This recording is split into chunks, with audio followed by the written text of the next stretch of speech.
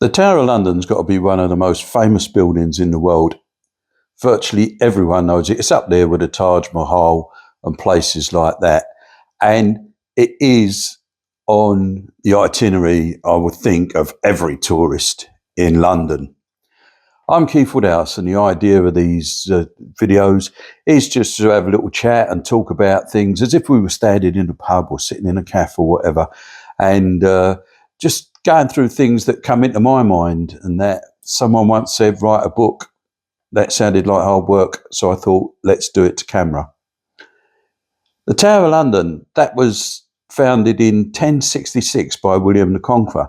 Now, if you can imagine it, London was sort of like pretty much just a little village type of thing. I know the Romans have been there, but they'd left 700 years before, and they'd left bits and pieces. But it was just sort of like an Anglo-Saxon village, I suppose. You know, maybe a little bit bigger than the normal village that you had out in the country. But it really was just a collection of houses and things like that. All of a sudden, William the Conqueror comes along, and he builds this great big tower, great big white tower. And as far as I know, the original one was built in wood. And what the Romans used to do, they put it on the highest place in an area that they wanted to dominate, and they would paint it white. So if you can imagine, these people had lived in hovels for hundreds of years. Well, not the same people, obviously, but they lived in these hovels for hundreds of years. And all of a sudden, this great big white fortress appears on the horizon, and it dominates the landscape, absolutely dominates. And the idea of it was that the Normans would intimidate the local people. They would let them know they're there, and that was it. And then what they would do is they would build a stone castle.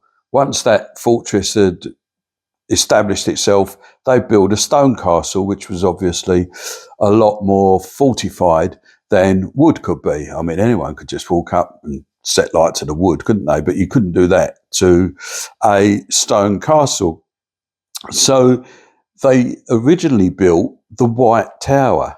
Now, once again, they're sticking with the white, a great big tower which would dominate the landscape. Now, you think, if you've ever been to the Tower of London, that you go to that White Tower and it's as if it was built like yesterday. The obviously not the style of it, but the craftsmanship in it and the way it stands there is just absolutely amazing. You go to other castles, they're all in ruins, but that one is fantastic. And then they've obviously built around it as the years have gone on. Various kings have come along and they've added to it, and it's become the real imposing fortress that it is today. Now, all sorts of people have been put in there. I think one of the most famous has got to be Anne Boleyn. I mean, she was taken there to be beheaded. And another thing with the Tower of London is it's a misconception that there was lots of executions in the Tower of London. There wasn't. As far as I know, I think there was only just about 20 odd in there, because you had to be attached to royalty to actually be executed inside the tower. There was dozens upon dozens and probably hundreds of executions outside the tower walls on Tower Hill. But that's because in those days, there was a public spectacle. So people would go down there, you'd get your bag of popcorn and watch someone get their head chopped off. And that was an accepted part of life in those days. But for royalty, they thought they'd do it in private. And Anne Boleyn, she was also given a special dispensation. And another thing about Anne Boleyn is actually, the night before she was taken to the Tower of London, she spent it in a castle in East Ham. Now, people think, hang on a minute, you're talking about West Ham, the football club, and West Ham's badge has got a castle on it. And the ground was called the Bowling Ground. And that was the reason, because Anne Boleyn spent her last night before going to the Tower of London in this castle. And it's actually in East Ham. And West Ham's ground, or the Bowling Ground, was in East Ham. West Ham was the other side of the road. Anyway, that's another story. Henry VIII he felt she was a bit special, not that special that he wanted to stay married to her, but she was a bit special. So rather than use an axe, he imported a French swordsman who was to take her head off. So as far as I know, I don't think she went on the block. I may be wrong, but the story that I know is that this fella's got this really sharp sword. He says something to her on one side, she looks round distracted, and he comes on the other side and just takes her head off. So the reason for that, so all of this, it was a Tudor propaganda against. They came up with all these sort of fake news, unbelievable. But it was because she couldn't produce a son. She did produce a daughter, Elizabeth I, but she couldn't produce a son, and that was what happened to her. Another thing in the Tower of London was they used to keep the crown jewels. Well, they still do keep the crown jewels there. And they're only taken out if they're needed by the monarchy to go out on these occasions that they do. So I don't think security was as good back in the day as it is nowadays. I don't think you got a chance. Not even a Pink Panther could get in there and nick something out there these days. You would not stand a chance of getting in. But going back a few hundred, 300-400 years, this fella, Captain Blood, he was an Irish soldier. He decided that he was going to nick the crown jewels. And this fella, I think he just kept them under his bed. The fellow who looked after them, he was an old man, and he just had them in his room. And Captain Blood, he became friends with him, and then one night got him really drunk, knocked him about a bit, and stole the jewels. The the keeper of the jewels, he came to, sounded the alarm, and Captain Blood was caught. And once again, I think I saw a story sometime afterwards that the king was so pleased that he'd show him how bad the security was that he actually gave him land for this. So, they say the crime doesn't pay, but apparently it did for him. And anyway, they decided that the jewels would be kept more safe than they were. And the Tower of London, of course, was a prison as well. It has held prisoners from all sorts of people, from Walter Raleigh up to German spies in the Second World War. And in fact, the last execution in the Tower of London was in 1941. It was a German spy that was shot. Now, I grew up about a 5-10 minute bus ride down in Shoreditch from the Tower of London. And one summer, we decided to spend time up there. You could jump on a bus and you could be down there and you could mess about down there. You had nothing to do in the summer holidays, just wander the streets and one thing or another. So we spent a lot of time going down to the Tower of London. Now, the big thing about the Tower of London is that they say it's impregnable, right? No one's ever going to break in one thing or another. But me and my mates used to go down there. We must have been about 14, 15 years old. And we used to bunk in there every day. It was ridiculous how easy it was for a group of us to get in there. What we used to do was we'd all put our money together and we'd get one child's ticket and we'd go in, or we send someone in the main gate. They would go in, go straight round to the side gate, and at the side gate would say, I want to go out, but I need to come back in again. And they will give you a pass-out ticket. Now, that pass-out ticket admitted a group. It wasn't one ticket per person, which I think it is now. I don't think you're gonna get away with this. They must have sussed this years ago. I am talking over 50 years ago when we were doing this.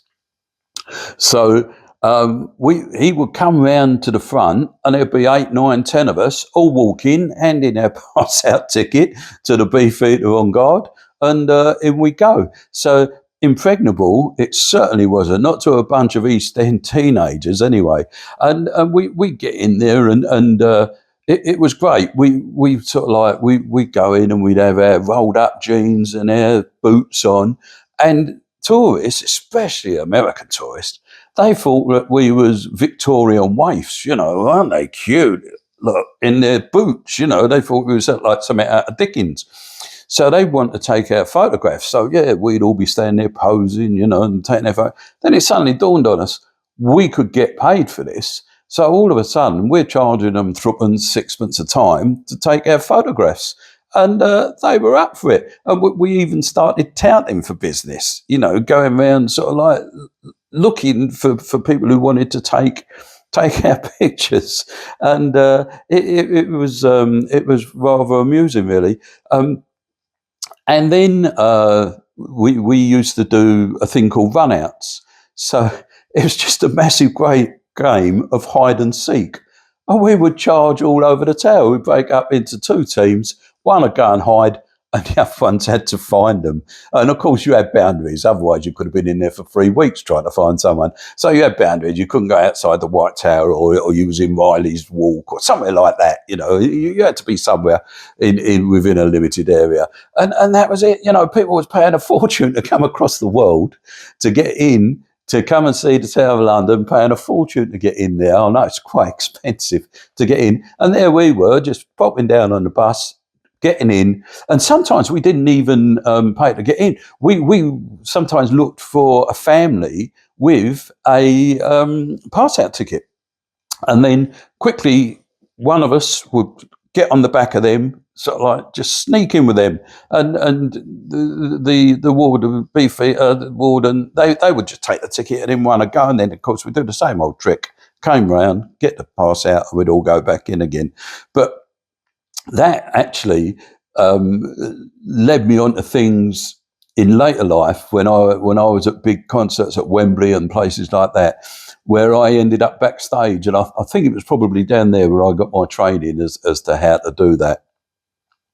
But we could even get into the Jewel House, the most guarded place probably in the capital of London, and or of England rather. In the most guarded place in London was the Jewel House, and we used to manage to get in there. It was dead easy. I'm not going to say how we did it, just in case you still can do it this way. And all of a sudden, the Queen's top crown goes missing, and people come looking for me.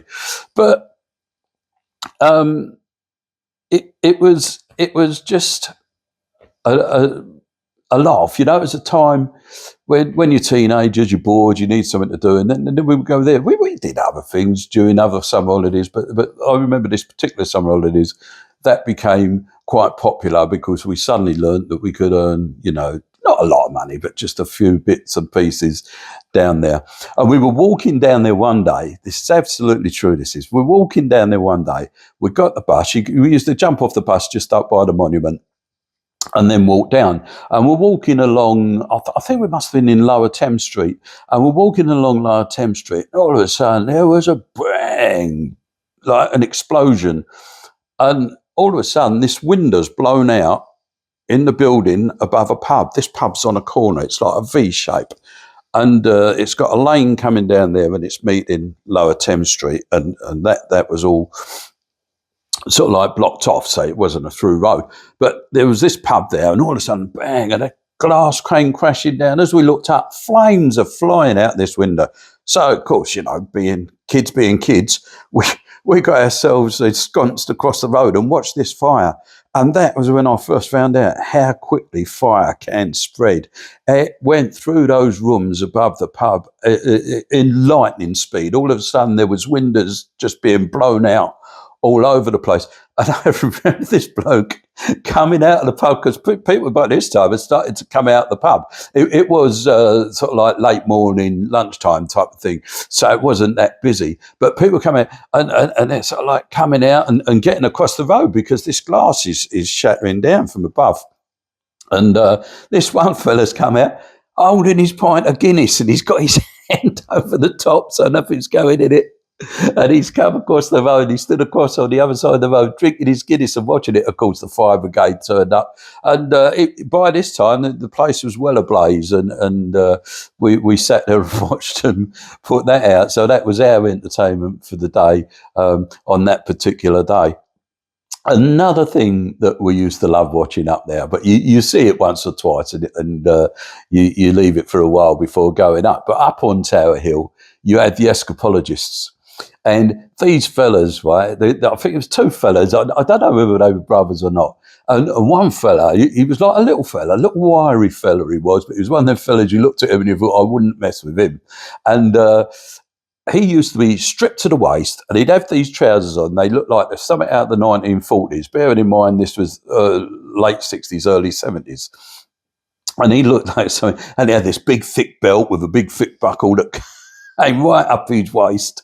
And they do all their chat and that, getting the crowd in. And they had a great big whip, massive it was, and they cracked this whip, and the pigeons would fly for miles around it. They'd all suddenly flutter off the ground, It was great. And we used to watch these fellas, and they get this one fella, and they wrap him up in chains, and they put all these chains on him, padlocks, the lot. Then they put him in a sack, and they'd put chains round the sack and padlock up the sack, and that was it. And he was in there, and I'd lay him on the ground, and the next thing you know, he'd be just flying all over the place. He'd be trying to sort of like get in there and get out, and his legs would be up one minute, then you see his shoulders go up and his head. But he was brilliant, and he always used to escape, and he must have gone home black and blue, because he did this on the cobbles. There was no sort of like bed there or mat for him to do it on. He did it on the cobbles, so he must have gone on black and blue every night. But he always managed to come out of this thing. Great admiration for this fella. And then they come round with a hat, and everybody will be sticking their money in, and one thing and another. And I've never really seen an escapologist since. I mean, I've seen film of them, but I've never seen one live. And if you've never seen one live, I certainly say, have a look. Don't just sort of like watch him do his first bit and wander off. Watch it right the way through. Another time he was there, and we didn't know this was going to happen, but the great Willender, he walked a tightrope across the Thames, and we watched that. That was great. This fellow is sort of like hundreds of feet above the Thames, and he'd have his pole there, and off he went, and he went across the Thames. And as far as I remember, he actually sat down on it halfway through, and then picked himself up and carried on across it, just up by London Bridge it was. And this fellow, the great Willender, he did it all over the world. And then one day, I know this is going off on a tangent now, but one day, I think he was doing it in Brazil, and he was going across some big buildings in Brazil. And the night before, he told people he'd had a dream that he'd die that day, and he actually fell, and he fell to his death. And that was after going up there with it in his mind that he was going to die. So if you're going to do something dangerous, don't think, I'm going to die, right? Think, I'm going to get out of this. Another thing is, I saw a program once, and they said that the Tower of London's in the City of London. And I thought, no, it's not. The Tower of London is outside the actual City of London. It is not in the City of London. It is in Tower Hamlets. Now, when I was a youngster, Tower Hamlets didn't exist, right? It was a lot of different boroughs. There was Bethnal Green, Poplar, Bow, and these all were part of their own boroughs. But then there was a reorganisation of everything, and they had new boroughs coming along, and Tower Hamlets was a new one that was formed. That did not exist. But back in medieval times, it actually did exist. But it was a number of hamlets, as you would imagine, that were all around the tower, where they would house the militia that looked after the tower. So that's the reason they were called the Tower Hamlets, because that's where all the people who worked at the tower, and there was all sorts of industry going on in the tower. They made arms. There was a mint in there at one time. The Royal Mint was in the Tower of London. And I don't know if you can go and see all these places nowadays, but there are certain places that are not open to the public. Of course, people live there. you've got some of the Yeoman Guard live there. Their quarters obviously are not open to the public. And another thing I saw was that someone said that the Cray twins was in prison there. Now, as far as I know, the Cray twins weren't in prison there. They came from just up the road in Bethnal Green, in Valence Road. And they were called up for national service.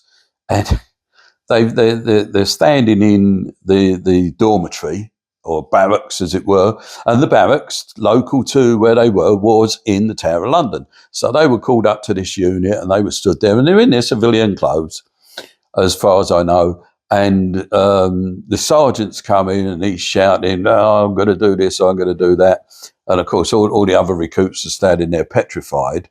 And apparently one of the Cray twins, and we never know which one because this is how they got away with it.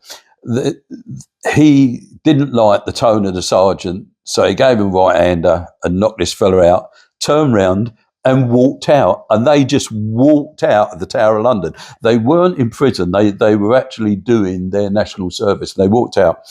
And in the book that I read, their commanding officer had a sense of humour, because they used to write in postcards from wherever they were saying, "Wish you were here from Southend, wish you were here, Reg and Ron." And this fella used to put them up in the mess. So there'd be all these postcards from these deserters up in the mess. But that's another story about the Cray twins. Whether they were actually taken back there and that was where they served their sentence, because they I think in the end they gave themselves up because they couldn't do anything. The police were after them. I think they were on the run for a few years, but they did give themselves up and was put into military detention. But the Tower of London, it's got a special place in my heart. I went there again about 10 years ago, and it still is a fantastic place to visit.